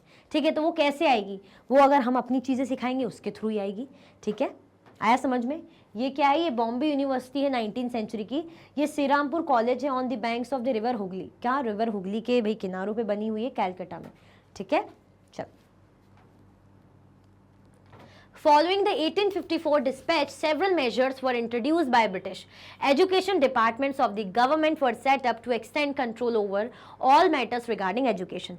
अब क्या हुआ, Following 1854 dispatch, several measures, बहुत सी चीज़ें बदलाई गई, चेंजेस हुई, मतलब नई नई चीज़ें इंट्रोड्यूस हुई. जैसे एजुकेशन डिपार्टमेंट बना. The government were set up to extend control over all matters regarding education. Education department क्यों बना, ताकि एजुकेशन से रिलेटेड जो भी डिसीजन है, जो भी मैटर्स है, उनके बारे में बातचीत करने के लिए, उनके लिए पूरा, ताकि उससे रिलेटेड सारे काम हो पाए आराम से, चाहे स्कूल का, एग्जाम का, जो भी चीज़ें क्या होना चाहिए, क्या सिलेबस, सब्जेक्ट जो भी, तो यहाँ पे हो पाए. एजुकेशन डिपार्टमेंट बना दिया. ठीक है. Steps were taken to establish a system of university education. अब जो है यूनिवर्सिटी एजुकेशन के लिए भी कुछ स्टेप्स ली गई. क्या, in 1857 while the sepoys rose in revolt in Meerut and Delhi, university were being established in Calcutta, Madras and Bombay. 1857 में जब हमने देखा था रिवॉल्ट हुआ था, लास्ट चैप्टर में पढ़ा था, बड़ा मजा आया था, बहुत सारा हमने रिवॉल्ट देखा था, है ना. तो इस टाइम पे क्या हो रहा था, यहाँ पे यूनिवर्सिटी स्टैब्लिश हो रही थी. कहाँ, कैलकाटा, मद्रास और बॉम्बे में. Attempts were also made to bring about changes within the system of school education. Even attempts भी किए गए, कोशिश भी की गई क्या करने की, जो changes हैं, जो स्कूल एजुकेशन के सिस्टम में चेंजेस करने की पूरी कोशिश की. क्यों, क्योंकि जो पहले का सिस्टम था वो सही नहीं था, तो उस पर क्या है, अब उसमें बदलाव लाने की बहुत ज़्यादा ज़रूरत थी. तो इस तरीके से जो है हम देख रहे हैं यूनिवर्सिटी स्टैब्लिश की गई, स्थापित की गई. ठीक है, ये समझ में आया. चल, an argument for European knowledge. अब ये क्या है, ये आर्ग्यूमेंट हुआ यूरोपियन नॉलेज को लेके. ज़रा देखें, वो पहले इसको रीड करती हूँ फिर एक्सप्लेन कर दूंगी. Wood's dispatch of 1854 marked the final triumph of those who oppose Oriental learning, it stated. अब जो एक तरीके से जो लोग ओरिएंटल लर्निंग को जो क्या कर रहे थे, पॉइंट आउट कर रहे थे, क्रिटिसाइज कर रहे थे ना, तो उन्हीं के फेवर की फाइनल, मतलब एक होता है ना कि फाइनल अपनी तरफ से कह देना. We must emphatically declare that the education which we desire to see extended in India is that which has for its object the diffusion of the improved arts, services, philosophy and literature of Europe. In short, European knowledge. वो क्या चाह रहे हैं कि हम ये चीज़ें चाह रहे हैं कि बेसिकली जो नॉलेज ये लोग देना चाह रहे हैं, जो क्रिटिसाइज करे ओरिएंटलिस्ट को, ठीक है, वो क्या नॉलेज चाह रहे हैं कि इंडिया में प्रैक्टिकल चीज़ें हो, साइंटिफिक नॉलेज है, टेक्नोलॉजी, फिलोसफी, आर्ट, साइंस, ये सब चीज़ें हैं जो कि हम चाह रहे हैं. बेसिकली हम क्या चाह रहे हैं, यूरोपियन नॉलेज को चाह रहे हैं इंडिया में, कि ये एजुकेशन मिले इंडियंस को. तो उसको एक फाइनल अपनी तरफ से, कि फाइनली उन्होंने भी एक बोलते ना कि फाइनल ये भी कह रहे हैं. अभी तक कुछ क्रिटिसाइज कर रहे थे ये लोग, ओरिएंटल से अपना काम कर रहे थे, तो इन्होंने किसका साथ दिया, बेसिकली जो क्रिटिसाइज कर रहे थे, जैसे मैक्सवेल हो गए, जेम्स मिल वगैरह हो गए, क्या चाह रहे थे कि यूरोपियन लर्निंग हो इंडिया में बेसिकली, है ना. तो इन शॉर्ट यूरोपियन लर्निंग हो, services, philosophy, literature of Europe, है ना, ये सारी चीज़ें किसकी हो, यूरोप की. तो ये इंडियंस में आए, इंडियंस ये सीखें. क्लियर, ये समझ में आया कि नहीं आया. तो बेसिकली हर कोई अपनी तरफ से एजुकेशन को कैसे देख रहा है. हमने देखा कि ओरिएंटलिस्ट ने कैसे देखा, जैसे जो है हम कह रहे हैं जेम्स ने, है ना, विलियम जॉन्स ने, सॉरी, उसके बाद कोलब्रुक का हमने देखा, नेथेनियल हालेट का देखा। फिर जिन्होंने क्रिटिसाइज़ करा, कौन थे क्रिटिसाइज़ करा, जो है मैक्यूले हो गए, है ना, लॉर्ड बेबिंगटन मैक्यूले हो गए। उसके बाद हम जैसे थॉमस, सॉरी, और उससे पहले हमने जो जेम्स मिल को देखा। उसके बाद अभी हम देख रहे हैं यहाँ पे वुड्स डिस्पैच का यहाँ पे। तो इस तरीके से क्या चाह रहे थे, यूरोपियन नॉलेज को बढ़ावा देना। क्लियर। कॉमर्स के पर्पज से भी देखा जा रहा था कि कैसे ट्रेड बढ़ाया जाए, कि अगर इनको हमारी आदत लगवाएंगे, हमारी चीज़ों की इनको आदत लगेगी तो इनकी डिमांड बढ़ेगी, मतलब हमारी चीज़ों की डिमांड करेंगे बेसिकली। क्लियर। चलो, the demand for moral education. अब किसके डिमांड, मोरल एजुकेशन के डिमांड।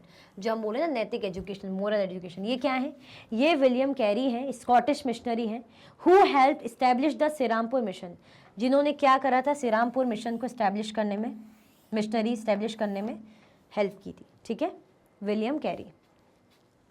अब the argument for practical education was strongly criticized by the Christian missionaries in India in 19th century.